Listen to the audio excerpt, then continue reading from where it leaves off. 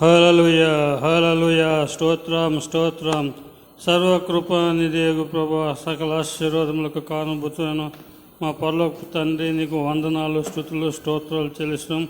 గత పునరుద్ధాన దినం మొదలుకొని పునరుద్ధాన దినం వరకు గడిచిన వారం ఆయా పనిపాట్లో, ఉద్యోగంలో, సమస్త విషయంలో మీరు తోడు నేరుగొని ప్రభా, ఆయుష్, ఆరోగ్యము, బలము, శక్తినిచ్చి ఈ పునరుద్ధాన దినము మీ పరిశుద్ధాలయంలో, మీ సన్నిధానంలో ప్రభా సమాజ పూర్వకంగా కూరుకొని ప్రభా నేను సేవించుటకు, నేను పూజించుటకునైనా మీరు ఇచ్చిన అమూల్యమైన తరుణంకై స్తుతులు, స్తోత్రాలు చెల్లిస్తున్నాం ప్రభా. ఇప్పుడు ఆరాధన మొదలు పెట్టుతుండగా ప్రభా, పాటలందు, కీర్తన పఠనమందు, సాక్ష్యములందు ప్రభా, అలాగే మీ దాసుడు వాక్య ఉపదేశించినప్పుడు ప్రభా, మీ దాసుని స్వర్గం మరుగుపరిచి మీ దివ్యమైన సందేశాన్ని అనుగ్రహించబడతకు సహాయం దయచేయమని, అలాగే మా ప్రియులు, మా సహోదరులు రావాల్సిన వారిని ప్రభా మీ ఆత్మచేత ప్రేరేపించి మీ సన్నిధికి తోడుకొని రండి. ఈ కోరిక ఆది నుండి అంతం వరకు ప్రభా మీ పరిశుద్ధాత్మ ఏలుకలో జరిగించి మీరే మహిమ, ఘనత, ప్రభావాలు పొందవని యేసు పరిశుద్ధ దివ్య నామమును వినయముతో బతిమలాడి ఎడుకుంటున్నాం తండ్రి. ఆమేన్.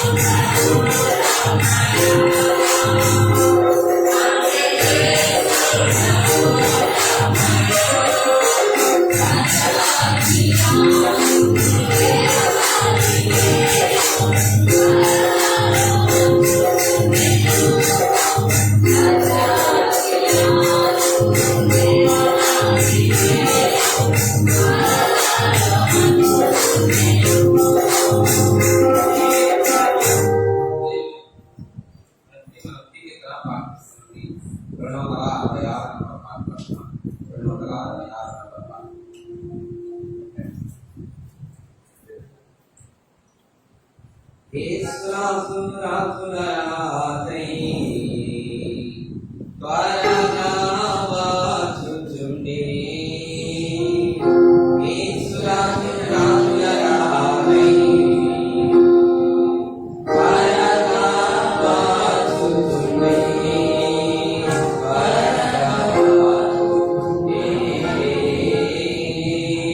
త్వరగా వచ్చుచుండే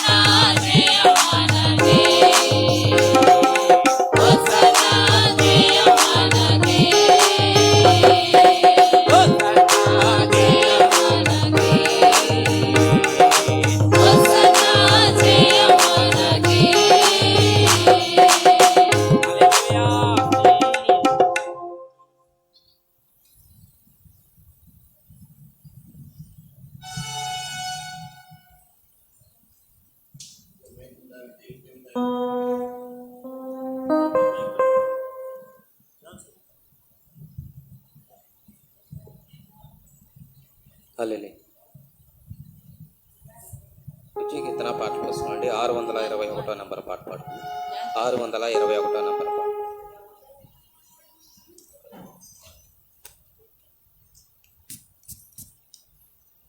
621 నెంబర్ పాట పాడు. యేసుని ప్రజలు బలవంతులు, వెంబడించువారు శక్తిమంతులు. యేసుని ప్రజలు బలవంతులు, వెంబడించువారు శక్తిమంతులు. కుంటి వారికి నడకనిచ్చెను, కుంటి వారికి చూపునిచ్చెను, కుంటి వారికి నడకనిచ్చెను, కుంటి వారికి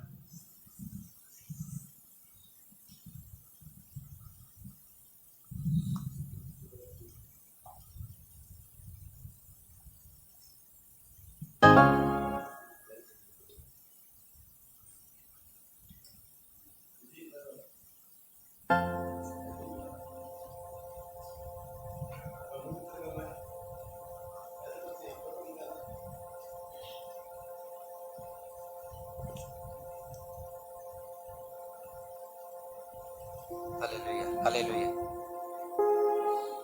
హల్లెలూయా హల్లెలూయా. మంచిది. మన రుచి కీర్తన పాటల పుస్తకంలో నుండి 204 నెంబర్ పాట పాడుకుందాం. 204 నెంబర్ పాట పాడు. యేసు అందరికి ప్రభువు, యేసే లోకరక్షకుడు, లోకము ఆకాశము మారినా నిత్యముండును క్రీస్తే. యేసు అందరికి ప్రభువు, ఆల్ఫా ఓమేగాయు యేసే, ఆద్యంతము ఆ క్రీస్తే. ఆల్ఫా ఓమేగాయు యేసే, ఆద్యంతము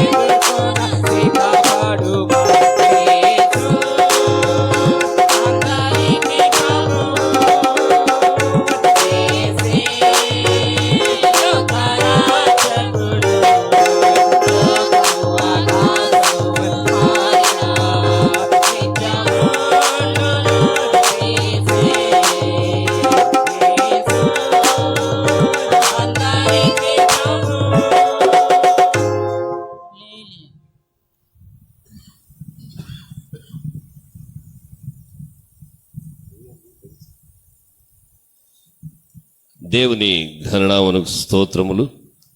కూడి వచ్చిన మీ అందరికీ ప్రభువైన యేసుక్రీస్తుపేట నా యొక్క వందనాలు చెల్లిస్తూ ఉన్నాను. దేవుని కృప మీకు తోడేయుడును గాక. చిన్న బిడ్డలకు ప్రత్యేకమైన దీవెనలు. మీరు కూడా ఒకరికొకరు వందనాలు చెప్పుకోండి. ఒకరి తట్టు ఒకరు తిరిగి ఈలాగు ఈ పరిశుద్ధ దినమందు దేవుని పరిశుద్ధ పాద సన్నిధికి మనము కూడి వచ్చుటకు దేవుడు మనకి దీవెనికరమైన సమయాన్ని అనుగ్రహించి ఉండగా అందుని బట్టి అందరం కూడా దేవునికి స్తోత్రాన్ని చెల్లిద్దాం. గంభీరమైన స్వరంతో దేవునికి స్తోత్రిద్దాం. హల్లెలూయా, హల్లెలూయా, హల్లెలూయా, హల్లెలూయా, హల్లెలూయా. స్తోత్రం, స్తోత్రం, స్తోత్రం. ఆరాధన గీత ఆలాపన కొరకై లేచి నిలువబడాలని ప్రభుపేట నేను మీకు మనవి చేస్తున్నాను. లేచి నిలబడినప్పుడు మీ వెనుక వచ్చే వారికి చోటు ఉండునట్లుగా అనుకూలంగా కూర్చోవాలని తెలియజేస్తున్నాను. సుబ్రత్న గారు మీరు అటువైపు కూర్చోండి చైర్లో. అమ్మ అటు కూర్చోమ్మా. స్త్రీలు ఏమన్నారు ఈ పూట కూర్చోండి. అందరం ఏకీ దేవునికి స్తోత్రిద్దాము. హల్లెలూయా, హల్లెలూయా, హల్లెలూయా, హల్లెలూయా. స్తోత్రం, స్తోత్రం, స్తోత్రం, స్తోత్రం, స్తోత్రం, స్తోత్రం. హల్లెలూయా, హల్లెలూయా. పూర్ణ హృదయంతో దేవునికి స్తోత్రం చెల్లిద్దాం. పూర్ణ ఆత్మతో దేవునికి స్తోత్రిద్దాం.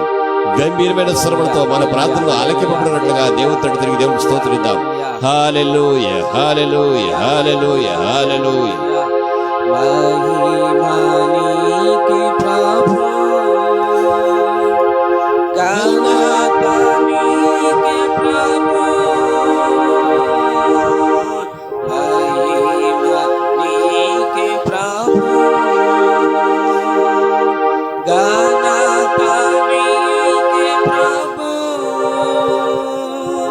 स्तुति गाता महिमा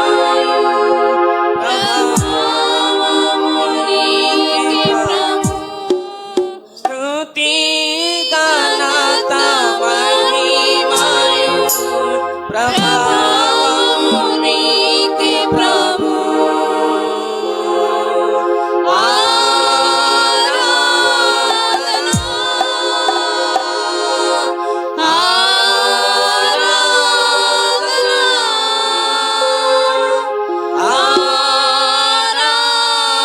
आराधना आराधना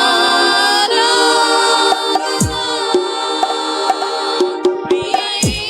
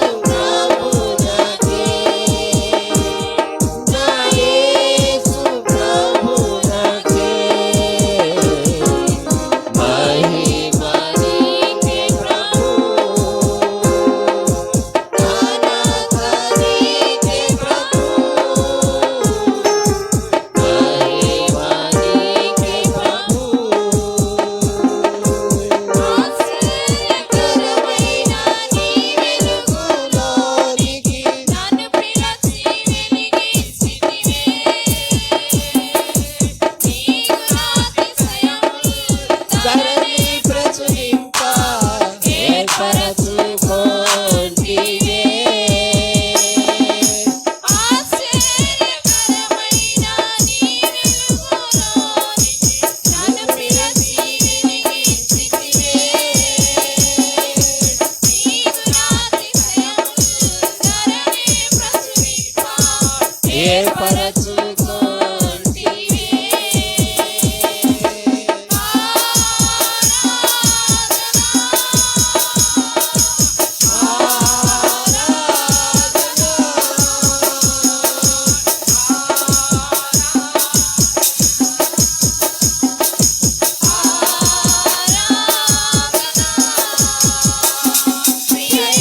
యేసు ప్రభునకే నా యేసు ప్రభునకే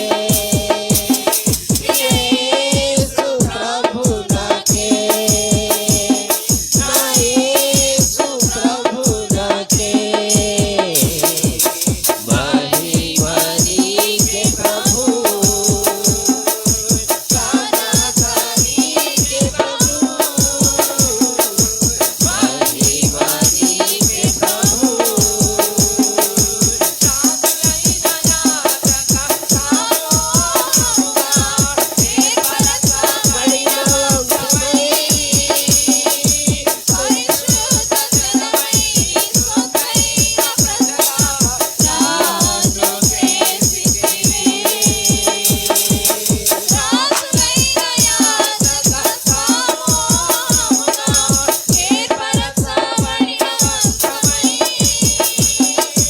పరిశుద్ధ జనమై సొత్తైన ప్రజగా రాజు చేసితివి.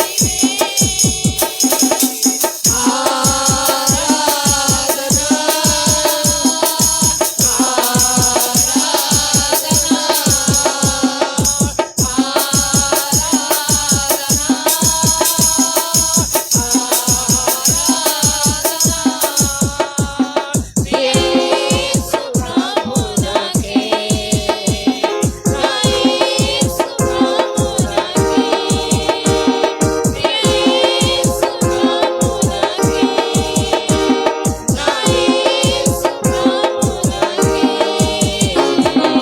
మహిమ నీకే ప్రభు ఘనత నీకే ప్రభు మహిమ నీకే ప్రభు. హల్లెలూయా. అమ్మ అటు జరగండి. కూడా మరి కుమారు పురోపేట నేను వందనాలు దీవెనలు తెలియజేస్తున్నానండి. ఈ ఉదయకాలము ధ్యానము కొరకై పరిశుద్ధ గ్రంథం నుంచి మత్తయి సువార్త 21వ అధ్యాయము నేను చదువుతాను. కొన్ని లేఖన భాగాల్ని ఆలకించాలని పురోపేట నేను మీకు తెలియజేస్తున్నాను. 1వ వచనం నుంచి 9వ వచనం వరకు చదువుతున్నానండి. ఇది ఈ లేఖన భాగము మత్తయి సువార్త 21వ అధ్యాయము 21వ పేజీలోనే ఇది వ్రాయబడింది. గమనించాలని పురోపేట తెలియజేస్తున్నాను. తరువాత యెరూషలేమును సమీపించి ఒలీవ చెట్ల కొండ దగ్గర ఉన్న బెత్ఫగేకు వచ్చినప్పుడు యేసు తన శిష్యులలో ఇద్దరిని చూచి, మీ ఎదుటనున్న గ్రామమునకు వెలుడి.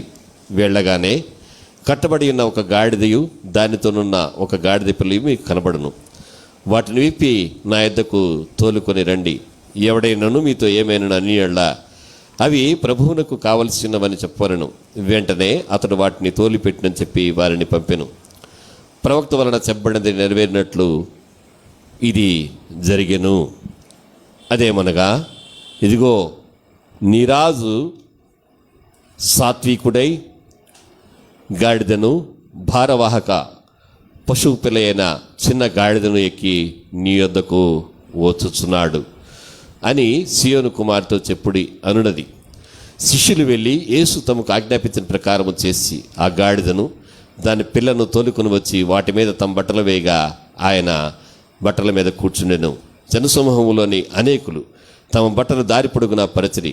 కొందరు చెట్ల కొమ్మలు నరికి దారి పొడుగున పరచిరి. జనసమూహంలో ఆయనకు ముందు వెలుచున్న వారు ఆయనకు వెనుకొచ్చున్న వారును, దావీదు కుమారునికి జయము, ప్రభు పేరిట వచ్చేవాడు స్తుతింపండుగాక, సర్వోన్నతమైన స్థలంలో జయము అని కేకలు వేయిచు ఉండిరి. ప్రార్థన చేసుకుందాం. సర్వశక్తి గల దేవా, స్తోత్రాహుడా, ఘనుడా, పరిశుద్ధుడా, ఈ పరిశుద్ధ లేఖనం ద్వారా నాతోనూ కూడి వచ్చిన సంఘంతోనూ మీరు మాట్లాడండి. మీ దయ చొప్పున సంఘానికి మేలుకలుటకు సమస్త విషయాల్లో మీ ఆశీర్వాదం కలుగజేసి మహిమ, ఘనత, ప్రభావాలు మీరు పొందుకొనమని ఈ మనవులను మా ప్రభువును మీ ప్రియకుమారుడైన యేసుక్రీస్తు నామమున అడిగి వేడుకొనుచున్నాము తండ్రి, ఆమేన్. ఈరోజు అందరికీ కూడా చెప్పకుండానే బాగా తెలిసినటువంటి ఆదివారము. దేవునికి స్తోత్రం చేద్దామండి. ఏ వారం ఇది? అలా చెప్పారు, సరిగ్గానే చెప్పారు మీరు. ఈ ఆదివారాన్ని ప్రత్యేకమైనటువంటి ఆదివారంగా మనం పిలుస్తాం. ఏ ఆదివారంగా పిలుస్తాము? మట్టల ఆదివారంగా. ఆంగ్లంలో అయితే దీన్ని ఏమని అంటారంటే పామ్ సండే. స్తోత్రం చేద్దామండి. తాడి చెట్టుకి, ఈత చెట్టుకి కూడా పామ్ ట్రీ అనే పేరు ఆంగ్లంలో ఉంటుంది. స్తోత్రం చేద్దామండి. స్తోత్రం చేద్దామండి. ఈ ఆదివారము ఇది మనం చూసినట్లయితే ప్యాషన్ వీక్ ఇది ప్రారంభము. అంటే యేసుక్రీస్తు యొక్క శ్రమలలో చిట్ట చివరి అంకానికి మనం వచ్చాం. ఈ రోజు నుంచి, ఈరోజు యేసయ్య ఏం చేశాడు, సోమవారం ఏం చేశాడు, ఆయన ఎక్కడ ఉన్నాడు, అలాగే మంగళవారం ఆయన ఏం చేశాడు, ఈ వీక్లో ప్రతి వారం కూడా, ప్రతిరోజు కూడా, ప్రతిదినం కూడా. ఆదివారం అంటే దీనిని హోలీ వీక్ అని, ప్యాషన్ వీక్ అని అంటారు. అలాగే పామ్ సండే అని, మట్టల ఆదివారం అని కూడా మనం అంటాం. ఈరోజు యేసయ్య ఏం చేశాడు, అలాగే సోమవారం ఆయన ఏం చేశాడు, మంగళవారం ఆయన ఏం చేశాడు, బుధవారం ఆయన ఏం చేశాడు, గురువారం ఆయన ఏం చేశాడు, శుక్రవారం ఆయన ఏం చేశాడు, శనివారం ఆయన ఎక్కడ ఉన్నాడు, ఆదివారం ఆయన ఎక్కడ ఉన్నాడు. ఈ యొక్క 7 దినాలు కూడా లెక్కింపబడినవిగా ఉన్నాయి. ఈ దినాన, ఈ ఆదివారము యేసయ్య ఏం చేశాడంటే యెరూషలేములోనికి ఆయన జయప్రవేశం చేశాడు. స్తోత్రం చేద్దాం. ట్రంఫల్ ఎంట్రీ అంటారు. ఏమండి? యెరూషలేములోని ఆలయములోనికి యేసయ్య జయప్రవేశం చేసిన వాడిగా ఉన్నాడు. స్తోత్రం చేద్దాం. స్తోత్రం చేద్దామండి. స్తోత్రం చేద్దామండి. అది దానియేలు ప్రవచన ప్రకారం జరిగి ఉన్నది.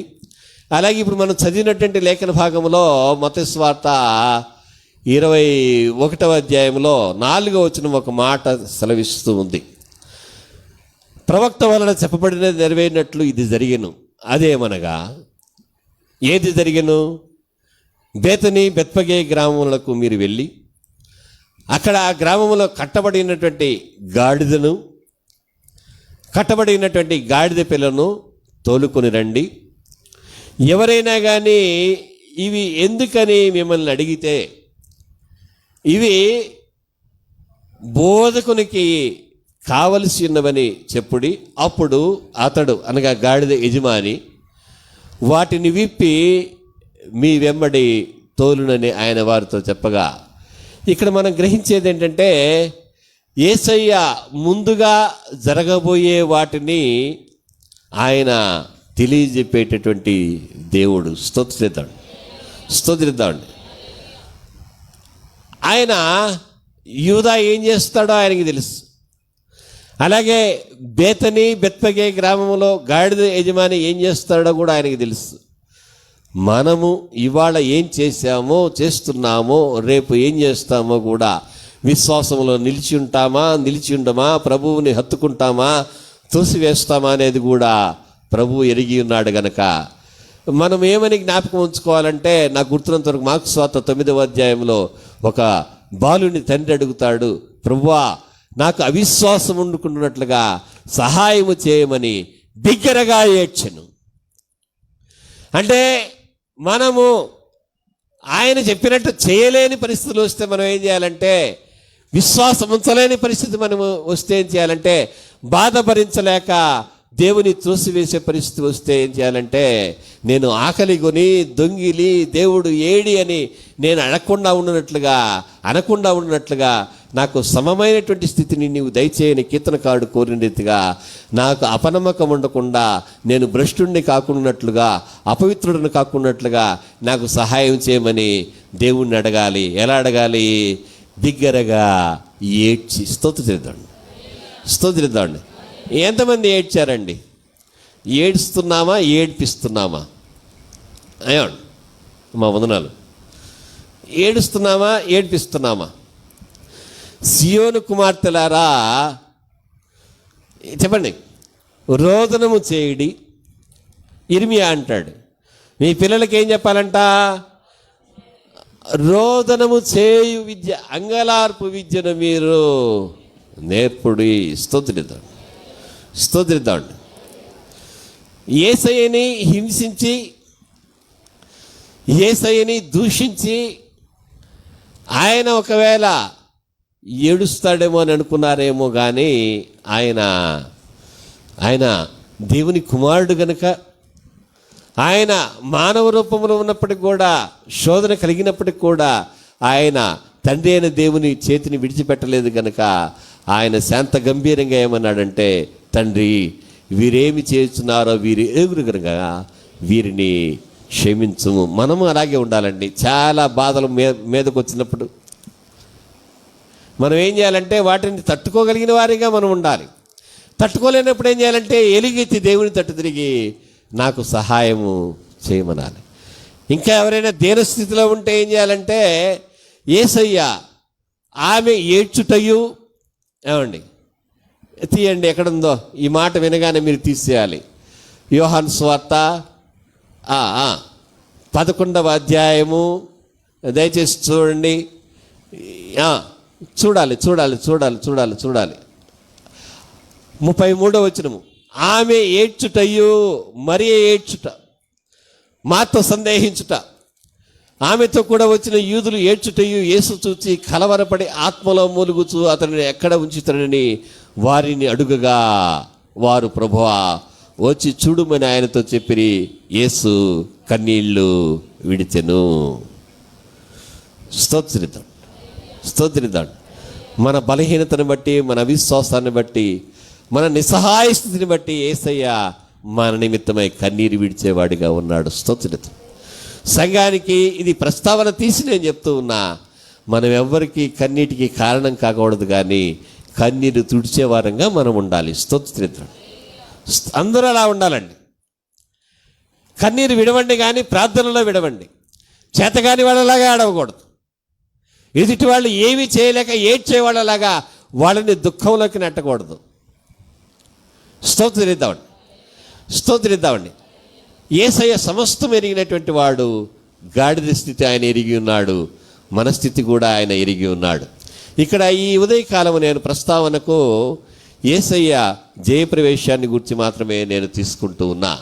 ఈ లేఖన భాగం మనం చూసినట్లయితే మత్తయి సువార్త 21వ అధ్యాయము 1 నుంచి 11 వరకు, మార్కు సువార్త 11వ అధ్యాయం 1 నుంచి 10 వరకు వ్రాయబడింది.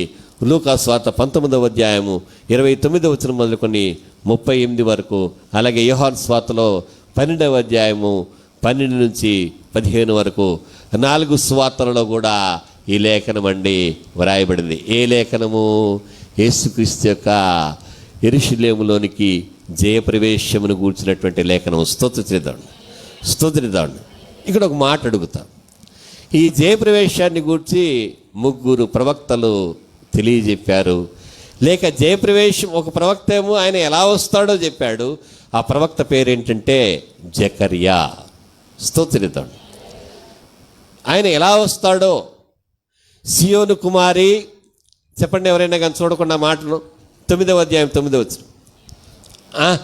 సియోను నివాసులారా బహుగా సంతోషించండి. యేసయ్య వస్తున్నాడంటే సంతోషం కలగాలి. యేసయ్య రాలేదంటే, యేసయ్యతో నీవు నిలిచి ఉండకుండా నీతో ఆయన నిలిచి ఉన్నాడు అనేటటువంటి ఆ యొక్క నిశ్చేత నీలో లేనప్పుడు, నిశ్చేత అంటే అది కనబడేదిగా నీకు ఉండాలి. నువ్వు ఆయనతో ఉండాలి, ఆయన నీతో ఉండాలి. ఆయనతో లేనప్పుడు నువ్వేం చేయాలంటే ఆయనను బతిమాలుకోవాలి. మోషే దేవుడు వారి ప్రయాణాలలో, ఇశ్రాయేలు ప్రయాణాల్లో వారితో కూడా రానని అన్నప్పుడు మోషే, ప్రభువా నీవు రానట్లయితే మేము ఇక్కడ నుంచి వెళ్ళము. స్తోత్రితాడు. తన జనాంగం కొరకు తన పేరును జీవగ్రంథంలోంచి తుడిచివేయమని జనములను అంతగా ప్రేమించిన వాడు మోషే. సంఘాన్ని ప్రేమించాలి, సంఘ సహవాసికులను ప్రేమించాలి, కుటుంబాన్ని ప్రేమించాలి, పరస్పరము గౌరవము ప్రేమాభిమానాలు మనలో ఉండాలి. స్తోత్రిదండి. కొంతమందికి ఈ మధ్య సెటైర్లు వేయడం భలే అలవాటైపోయిందండి. చూడు, నువ్వు చూడడమేమో, నీ మొహం పైనుంచి దేవుడు నిన్ను చూస్తున్నాడు, అది చూసుకో. ఏం చూస్తావు? ఏమండి, 50 ఏళ్ళు, 60 ఏళ్ళు, 65 ఏళ్ళు, 70 ఏళ్ళు దాటాక అందరూ కూడా ఇష్టం ఉన్నా లేకపోయినా కంటి ఆపరేషన్కి బెడ్ మీద పడుకోవాల్సిందే. భయం అంటాము, తప్పదు కదా, చేయించేసుకుంటాం కదా. ఏమండి, ఇప్పుడు మళ్ళా మన ఇంటికి వాలంటీర్లు వస్తారు, పలకరిస్తారు. ఏమని? అమ్మా వ్యాక్సినేషన్ అయిందా, చేసుకుంటావా? నాకు వద్దంటే ఇప్పుడు ఏదో ఊరుకున్నట్టుగా ఉన్నారు, కానీ ఊరుకోమంటే ఇష్టం ఉన్నా లేకపోయినా కానీ చేసేసుకోవాల్సిందే. వ్యాక్సినేషన్ అయితే ఆ ఇంజక్షన్ తీసుకోగానే మనకేమవుద్దంటే బహుగా ఒళ్ళు నొప్పులు వస్తాయంట. ఒక డాక్టర్ గారు తీసుకున్నారు, లేడీ డాక్టర్. ఆమె భర్త ఏం చేశారంటే నొప్పులు తగ్గడానికి ఇంజక్షన్ ఇచ్చాడు. నొప్పులు బిళ్ళలు వేసుకోకూడదు, ఎవరు వేసుకోబాకండి, ఏది వ్యాక్సిన్ తీసుకుంటే. ఏమండి, దానివలన ఆమె మరణించడం జరిగింది. అంటే ఎలా ఉండాలో డాక్టర్లకే తెలియట్లేదు కదా, మనకేం తెలుస్తుందండి. వ్రాయబడింది, మాకు జ్ఞాన హృదయం కలుగునట్లుగా చేయము. అలాంటి ప్రార్థనలు కావాలండి. ఏ గుళ్ళో జ్వరం తగ్గితే అక్కడికి వెళ్తాను. యేసయ్యా స్తోత్రం నాయన. మాకు జ్ఞాన హృదయం కలుగునట్లుగా చేయము, మా దినమును లెక్కించుట మాకు నేర్పము. స్తోత్రిద్దాం. ఈ ప్రార్థన ఎప్పుడైనా ఎవరు చేసామా? ఇక్కడి నుంచి అక్కడి దాకా అడుగుతున్నా. యేసయ్య యెరూషలేములోనికి జయప్రవేశం చేస్తాడని సియోను నివాసి చెప్పాలి.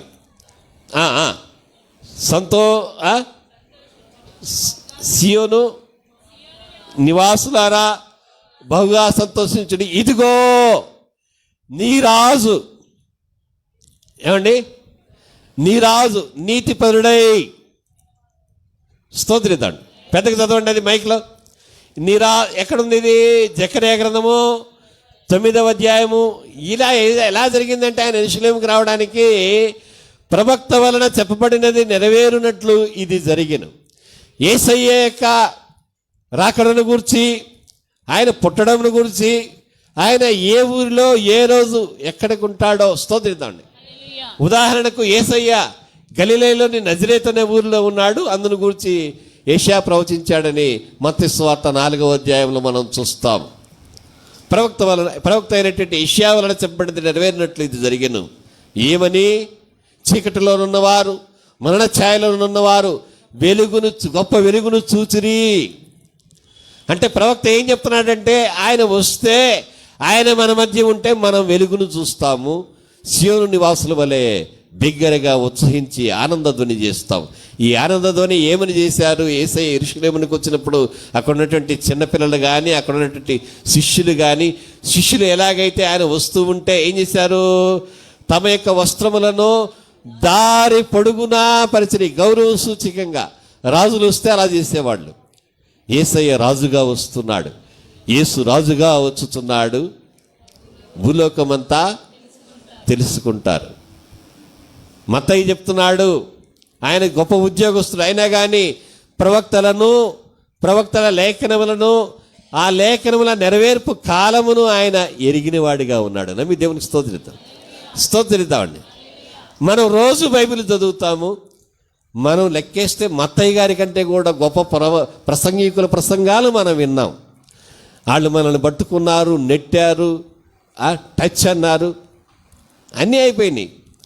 కానీ యేసయ్య వచ్చే రోజు నీకు తెలుసా? అది ఈ ఉదయకాలము లేఖనాన్ని బట్టి నేను మిమ్మల్ని అడుగుతున్నటువంటి చిన్న మాట. ఎక్కడికి? యెరూషలేముకి వచ్చిన దగ్గరగా మన దగ్గరికి. లేఖనాల్లో రాయబడిన కీర్తన గ్రంథంలో రోగము కలుగగా రోగశయ్య మీద నీవే వానిని ఆదరించదవంటే అర్థం ఏంటంటే, రోగము కలిగి మనం ఇంటిలో మన బెడ్ మీద మనం ఉన్నప్పుడు స్తోత్రిద్దామండి. ఆయన వచ్చి ఆయన మనల్ని ముట్టి లేవనెత్తి స్వస్థపరిచి స్తోత్రిద్దామండి, స్తోత్రిద్దామండి. ప్రభు వచ్చే, అందుకే వ్రాయబడ్డది యెరూషలేముతో లోకాస్వార్తలో యేసయ్య అంటాడు, ఆ ప్రభువు నిన్ను ఏమండి సమీపించిన కాలమును నీవు ఎరుగకుండా ఉన్నావు. స్తోత్రిద్దామండి. చాలామందికి యేసయ్య దగ్గరికి వస్తున్నాడు కానీ వారు గ్రహించడంలా. నేను ఇలాగే, ఆయన వచ్చినా సరే నేను ఇలాగే ఉంటా. ఏమండి ఆధార్ కార్డుకి ఫోటో దిగాలంటే ఇలాగే ఉంటా అంటామా? ఏమండి గుడిలోకి పాస్టర్ గారు ప్రసంగం చేసి ఇలా ఉండంటే ఏమొచ్చింది, నన్నే చూసి నాకే చెప్పాడు. ఏమ్మా ఇంతమంది ఉంటే నాకే చెప్పాడేంటి, మా అబ్బాయికే చెప్పాడేంటి పాస్టర్ గారు ప్రసంగం? ఈరోజు విన్నావా ఏం చెప్పారో? ఏమండి ఏమండి వాక్యము నీ యొద్దను నీ ఎదుటను ఉన్నదంటాడు. అది నీకే, నీకే, మనకే, ఎవరికి వాళ్ళు నాకే అనుకోవాలి. స్తోత్రిద్దామండి, స్తోత్రిద్దామండి. ఇక్కడ రాయబడింది ప్రవక్త వలన చెప్పబడింది 4వ వచనం అండి, 21వ అధ్యాయం మత్తయి సువార్త 4వ వచనము. ప్రవక్త వలన చెప్పబడింది నెరవేరినట్లు ఇది జరిగెను. ఇదేమనగా ఇదిగో నీ రాజు సాత్వికుడై, ఆయన నీతిపరుడైనటువంటి వాడు, సాత్వికుడైనటువంటి వాడు. సాత్వికుడంటే నెమ్మది గల మనస్తత్వం, క్షమించే తత్వం, సహించే తత్వం. ఏమండి సాత్వికులనగా మీక్. ఏమండి సాత్వికుడై, మనం సాత్వికంగా ఉంటున్నామా? సెటైర్ వేయకుండా ఉండడమే సాత్వికంగా ఉండడం. ఏమండి ఎదుటి వాళ్ళని మళ్ళా మాటకు మాట అంటించకుండా ఉండడము సాత్వికులుగా ఉండడం.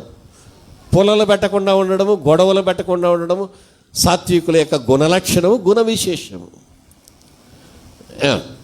ఏదో అంటారండి, కొంచెం మొరటగా ఉంటుంది కానీ ఆ మాట, జుట్టు ముడి వేసి మధ్యలో చూస్తూ ఉంటారని గొడవలు పెట్టేసి చూస్తూ ఉంటారు కొంతమంది.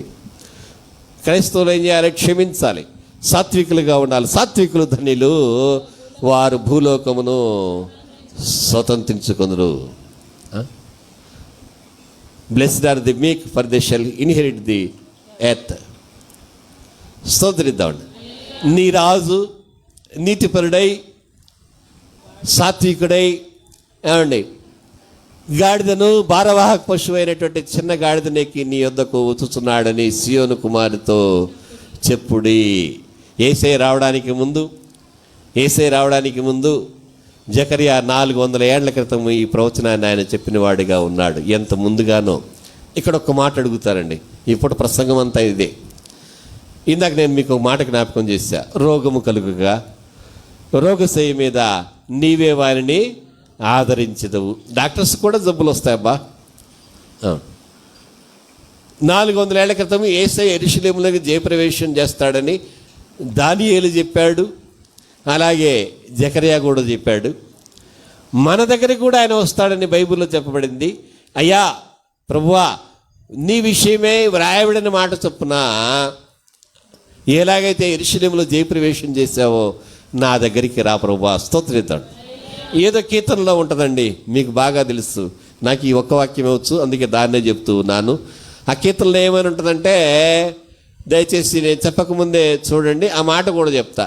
నీవెప్పుడు నా యొద్దకు వచ్చేదవు. తీయండి ఒకరు. యెరూషలేము రాజనగరిని యేసుని వెదకుచు, ఎరిగిన దారి తొలగిన వేళ. తీయండి అది. కృంగితి యేసయ్య తాన ఎప్పటి ఓలే ఎదురాయే త్రోవలో ఎంతో అబ్బురపడుచు విస్మయముందు ఏగీతి స్వామి కడకు. అందల తార అరుదించే నాకై అంబర వీధిలో అవతారమూర్తి యేసయ్య కీర్తి అవని చాటుచు. తీసారా? ఏమండి నువ్వెప్పుడు నా యొద్దకు వచ్చేదవు? చూడండి, 100 అవునా? దేవుడు మిమ్మల్ని దీవించాలమ్మా. మీకంటే ఎక్కువ మీ మనవరాలని, మీ మనవణ్ణి, ఎందుకంటే రేయింబగళ్ళు మీకు అదే ప్రార్థన కదా. అవునవును లేదు, పిల్లల కోసం ప్రార్థన చేస్తాము. సత్యానందని వాళ్ళ ఆవిడ్ని, ఏది అమ్మాయి స్తోత్రిద్దాం. చెప్పండి. ఆ 101వ కీర్తన. నీవెప్పుడు నా యొద్దకు వచ్చేదవు, సియోని కుమారి నీ రాజు గార్ధబ వాహనుడై నీ యొద్దకు వచ్చును. దేవుడు మన ఇంటికి కూడా ఆయన వస్తాడు. స్తోత్రిద్దాం. ఆయన వచ్చినప్పుడు ఏమన్నారంటే, ఇది ఇంకొక లేఖన భాగపు నెరవేర్పు. 118వ కీర్తన 25-27 వచనాల్లో ఇది వ్రాయబడి ఉంటుంది. ఏమనంటే, పాడబోయే పాటను కూడా దేవుడండి స్పష్టంగా తన జనులకు తెలియజెప్పాడు. స్తోత్రిద్దాం. పాడబోయే పాటను కూడా, అది ఎక్కడుంది? 9వ వచనంలో ఉంది. జనసమూహంలో ఆయనకి ముందు వెలుచుండిన వారును వెనుక వచ్చుచుండిన వారును దావీదు కుమారునికి జయము అనగా ఏమని పాడారు? హోసన్నా జయము. పాట ఉంది కదా, హోసన్నా జయమే, హోసన్నా జయమే. హోసన్నా అనే మాటకి అర్థం ఏంటంటే ప్రభువును స్తుతించుడి, ప్రభువును స్తుతించుడి. హోసన్నా జయము, హోసన్నా జయము, హోసన్నా జయము. అంటే ఇది కూడా ఏ పాట పాడతారో కీర్తనకారుడు 118వ కీర్తనలో చెప్పి ఉన్నాడు. అది అక్షరాల ఆ దినాన నెరవేరింది. నేను ఆయన్ను మనవి చేస్తుని, అప్పుడే నా నోట శ్రేష్టమైన కీర్తన ఉంచబడెను. అనేక మంది పాడడం కాదు, కానీ ఆత్మీయ జీవితం ఎప్పుడు కూడా అది వ్యక్తిగతమైనటువంటి అనుభవము. అనేకులు మేలులు పొంది, అనేకులు ఏకీభవించి దేవునికి కృతజ్ఞతాస్తుతులు చెల్లించేటటువంటి అనుభవం. స్తోత్రిద్దాం. 2 దంపతులు పిల్లల కోసం వేడుకుంటున్నారని అనుకుందాం. పిల్లలు పుడితే ఎంతమంది కలిసి ఆ పిల్లలు పుట్టిన సంతోషాన్ని పంచుకుంటారు? అందరూ కూడా. ఎవరు రాకపోయినా వీళ్ళు భార్యాభర్తలు కూర్చొని వాళ్ళ అబ్బాయి వాళ్ళ అమ్మాయి ఏం చేస్తున్నారో కనిపెట్టుకొని చూస్తూ ఉంటారు. నిలబడ్డా చెప్తారు, బోర్ల పడ్డా చెప్తారు. ఇంటికి వెళ్ళిన వాళ్ళకి మా అమ్మాయి బోర్ల పడింది తెలుసా, లేచి నిలబడుతుంది, గోడ పట్టుకొని నిలబడుతుంది అని ఆగరు. నడవడానికి ప్రయత్నం చేస్తోంది. నడవడానికి ప్రయత్నము అంటే దేవుడు ఒక ప్రార్థనకు జవాబిస్తే ఎంతమందికి సంతోషం కలిగింది?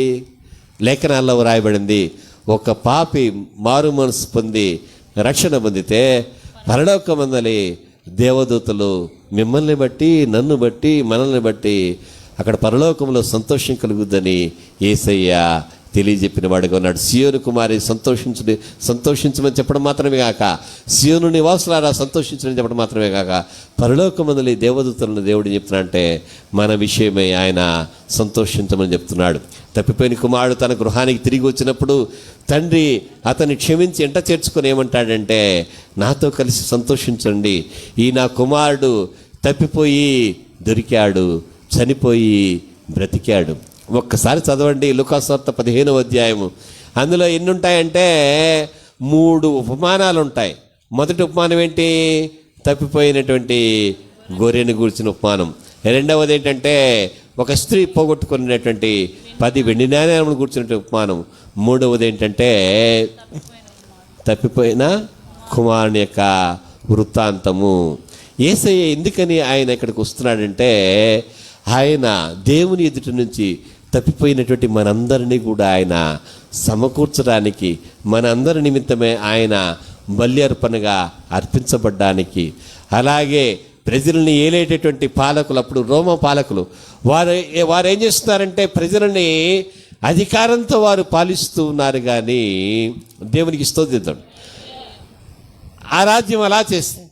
ఇప్పుడు కూడా మనకున్నటువంటి భారం ఏంటంటే, పెట్రోల్ ఇంకొక 20 రూపాయలు పెరిగినా కానీ బండి బయటికి తీయక మానం. గ్యాస్ ఇంకొక 100 రూపాయలు 200 పెరిగినా కానీ గ్యాస్ బండ తీసుకోవడం ఎవరైనా మానేస్తారా? పొరపాటున పొలంపై పెట్టామనుకోండి, పెట్టే ప్రశ్నే లేదనుకోండి, పక్కింటి వాళ్ళు ఏమంటారు, అమ్మాయి పొగ వస్తుంది చూసుకోండి అంటే ఏంటి, పొయ్యి తీసేయమని అర్థం. అంతే కదా. ముందు మన పిల్లలే అంటారు, ఏంటమ్మా ఇది 200 కోసం నువ్వు ఆలోచిస్తున్నావు, ఇప్పుడు 800 అనుకుందాం, 200 అంటే ఎంత? 1000 రూపాయలు. ఇంకో 200 పెరిగితే ఎంత? 1200. అయినా కానీ ఆగుతామా? కానీ గుడిలో ఏదైనా కష్టం కలిగితేనా, అమ్మో ఇది తీరే వరకు గుడికి వెళ్ళే పనే లేదు కదా, నా పౌరుషం నీకేం తెలుసు, నేను ఎట్టాడుదాన్ని ఎట్టాడో నీకు తెలుసు, మాట పడను కదా.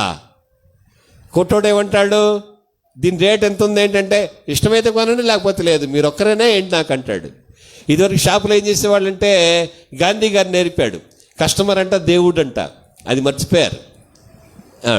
వెళ్తే ఏం చేస్తున్నారంటే కనీసం లేచి నిలబడట్లా, ఏం కావాలో చూడు వాళ్ళు వచ్చారు, ఏది నీకు ఎక్కడ గౌరవం ఉంది. గుళ్ళో మాత్రం ఏం చేయాలంటే భలే ఉందండి, ఏదైనా ప్రోగ్రాం జరిగితేనంట ఇంటింటి స్వార్థలాగా ఇంటింటికి వెళ్ళి బొట్టెట్టి నేను పిలవాలంట. చెప్పాడా? పాపం ఏ మంచినీళ్ళు అడిగా, అమ్మ మంచినీళ్ళు ఇచ్చావు కదా, రేపు చర్చిలో ప్రార్థన రామ్మా అని అడిగామనుకోండి, ఈ అమ్మాయి ఏం చేస్తుంటే వెళ్ళిపోయి చెప్పుద్ది, రేపు గుళ్ళో గిఫ్ట్లు ఇస్తున్నారంట, పాస్టర్ గారు నాకు చెప్పాడు తెలుసా అంటే, ప్రియారిటీ నాకుంది నీకు లేదని ఆమెకు చెప్పడం. చాలా విచిత్రంగా ఉంది. ఇవి మర్చిపోండి బాబు, మర్చిపోండి. స్తోత్రిద్దాడు. వద్దండి, ఇలా కాదు.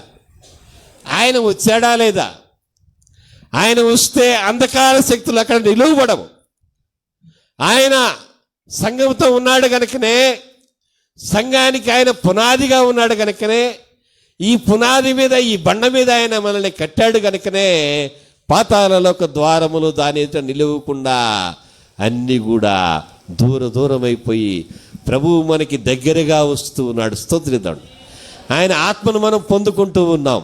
సియోను కుమారి, సియోను నివాసులారా స్తోత్రిద్దామండి, ఇదిగో నీ రాజు. స్తోత్రిద్దామండి. సాత్వికుడై, సంఘములో సాత్వికత అందరిలో ఉండాలండి. సంఘానికి స్థాపకుడు, సంఘానికి శిరస్సు అయినటువంటి యేసయ్యలో ఉన్నంత సాత్వికత. ఇందాక ఏం మాట్లాడుకున్నాము? కీర్తన గ్రంథము 119:73 వచనాన్ని బట్టి ఏ సారూప్యంలో మనం ఉండాలి? యేసయ్య యొక్క స్వరూపములోనికి మనం మార్చబడాలి. ఇప్పుడు ఏ గుణ విశేషాన్ని గురించి మనం చెప్పుకుంటామంటే యేసుక్రీస్తు యొక్క సాత్వికత. యేసుక్రీస్తు యొక్క సాత్వికత గాంధీ గారిని అట్రాక్ట్ చేసి అహింసా విధానంలో భారతదేశానికి స్వాతంత్రం తేగలిగినట్లుగా ఆయన్ని ఇన్స్పైర్ చేసిన వాడు యేసయ్య. ఇది గాంధీ గారి చరిత్రలో కూడా మీరు చదువుకోవచ్చు. ఆయన సామాన్యుడు కాదు, మనుషులను మహాత్ములుగా మార్చినటువంటి మహాదేవదేవుడు. స్తోత్రిద్దాడు. గాంధీ గారిని యేసయ్య యొక్క కొండ మీద ప్రసంగం అట్రాక్ట్ చేసింది, కానీ మనకేంటంటే అది సండే స్కూల్ పిల్లల యొక్క వాక్య భాగము. ఇందాకే మాట్లాడుకున్నాం కదా, సాత్వికులు ధన్యులు, వారు భూలోకాన్ని స్వతంత్రించుకుందరు. యెహోషువ గ్రంథం ఏమనగా, ఇశ్రాయేలీలు వాగ్దానం చేయబడినటువంటి కనానును స్వతంత్రించుకున్నట్టే. మన ఆత్మీయ జీవితం ఏంటంటే, మనకి వాగ్దానాలు అనేక ఉన్నాయి, కానీ వాగ్దానాలను మనం స్వతంత్రించుకొనలేని వారిగా ఉన్నాం. యేసయ్య రాజు అయితే మనము రాజ్యంలోని పౌరులము కాదు, కానీ మనం ఏమన్నామంటే ఆయన యొక్క రాజ్యమై ఉన్నాము. స్తోత్రం చేద్దాం. ఈ మాట రాసి పెట్టుకోండి. రాజ్యంలో పౌరులు ఉంటారు. మనమైతే మన ఆత్మీయ స్థితిలోని ఉన్నతత్వాన్ని బట్టి, ఔన్నత్యాన్ని బట్టి ఎంత తగ్గించుకుంటే అంత మనమేమవుతామంటే, వారు సదాకాలము ప్రభువుతో కూడా ఉందురు, ఆయనతో కూడా ఏలుదురు. ఈ రాజ్యాల్లో మనం ఏలబడుతూ ఉన్నాం. ఇప్పుడు నేను వచ్చే ఎన్నికల్లో 2019లోనూ ఎమ్మెల్యేగా నామినేషన్ వేశాను అనుకోండి, పాస్టర్ గారు వాక్యం చెప్పుకోక ఎమ్మెల్యేగా నిలబడ్డాడు, ఆయనకి ఎవరు ఓట్లు వేస్తారా? ఏం చర్చోళ్ళు మీరు కూడా ఎగరా ఏంటి అంటే మనకి అర్థమైపోద్ది కదండి, ఈ రాజ్యంలో ఏముంది. నిజంగా జ్ఞాపకం చేసుకుంటే పివి నరసింహారావు గారు చాలా గొప్ప పాండిత్యం కలిగినటువంటి వాడు, బహుభాషావేత్త, చాలా నెమ్మదస్తుడు. దక్షిణ భారతదేశం నుంచి తెలుగు వాళ్ళలో ప్రధానమంత్రి అయినటువంటి వాడు. ఆయన కూతురు ఎమ్మెల్సీగా నిలబడితే 3 రోజులు ఆ లెక్క పెట్టే దగ్గర గుండె దడదడ అంట, గెలుస్తుందా గెలవదా? ప్రధానమంత్రి గారి కుమార్తెకే గెలుస్తుందో గెలవదో గ్యారంటీ లేదు. మనకే ఉంది. ఎందుకు ఈ రాజ్యంతో మనం గొడవ? రాజ్యం అంటే అర్థం ఏంటంటే సొలొమోను యొక్క రాజ్యము ప్రజలకు నెమ్మది ఇచ్చినటువంటి రాజ్యము. నలుదిక్కులా నెమ్మది కలిగిన వారిగా ప్రజలు ఉన్నారు. రాజ్యం అంటే మనం ఆయన రాజ్యం అనగా ఆయన రాజు, నీ రాజు వస్తున్నాడని ఇక్కడ చెప్పబడింది కదా. హోసన్నా జయం అని చెప్పబడింది కదా. ఆ రాజుకు జయం ఎందుకంటే ఆయన రాజ్యమైనటువంటి మనము ఆయన యొక్క పరిశుద్ధ రాజ్యముగా ఉన్నాము. నమ్మి దేవుడు స్తోత్రిద్దాడు. నెమ్మది గల రాజ్యాలు లేవు. సుయేజు కాలువను త్రవ్వినప్పుడు ఎవరు కూడా ఎన్నడూ అనుకోలా ఒక షిప్ అందులో అడ్డంగా బోర్ల పడిపోద్ది, రాకపోకలు ఆగిపోతాయని ఎవరు అనుకోలా. జరిగింది.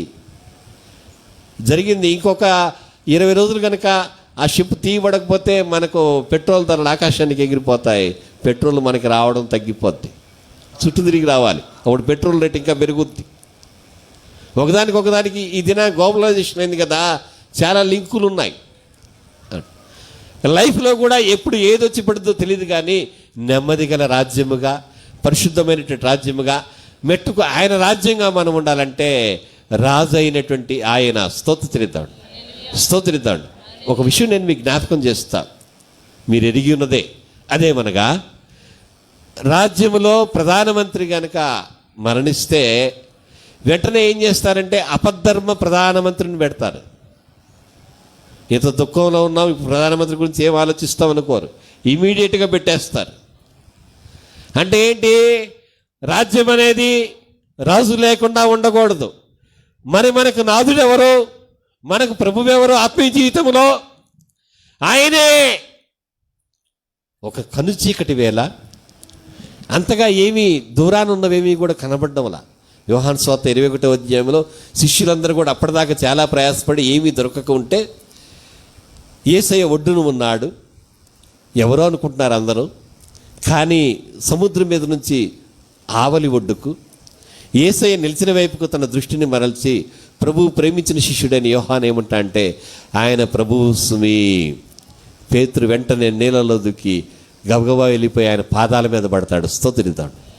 ఆయన రాజు అని తెలిస్తే మనము కూడా నెమ్మది లేని ఈ రాజ్యములో ఇల్లు కట్టుకొని నెమ్మదిగా ఉందాం అనుకుంటాం, అలాగే పెళ్లి చేసుకొని నెమ్మదిగా ఉందాం అనుకుంటాం, పిల్లల్ని కానీ నెమ్మదిగా ఉందాం అనుకుంటాం, ఉద్యోగం పొందుకొని నెమ్మదిగా ఉందాం అనుకుంటాం. నెమ్మది లేక ఉద్యోగాలు తినే వాళ్ళు ఎంతమందో.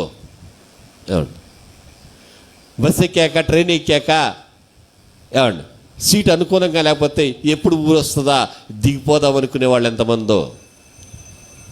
స్తోత్రిద్దాం. నెమ్మది ఇచ్చే దేవుడు ఆయన కనిపిస్తున్నాడా రాజుగా?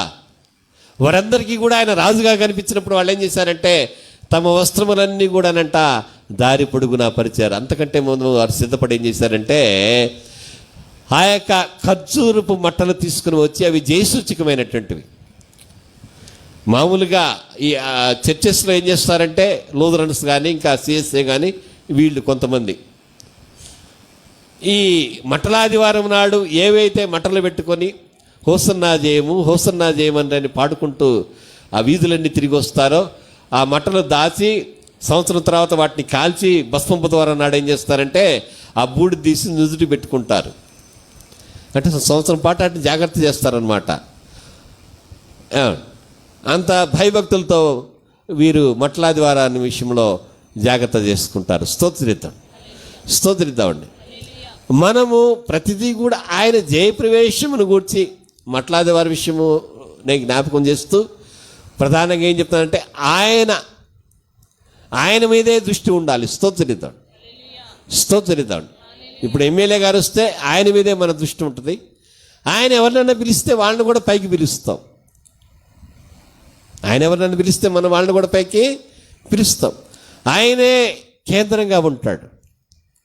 అలాగే ఇంటిలోనూ ఆత్మీయ జీవితంలోనూ యేసుక్రీస్తు మనకు రాజుగా. రాజు అంటే అర్థం ఏంటంటే నడిపించేటటువంటి వాడు. వ్రాయబడినటువంటి మాట ఏంటంటే సైన్యములో ముందు నడిచేటటువంటి రాజు వలె అని ప్రవక్త గ్రంథంలో వ్రాయబడి ఉంటుంది.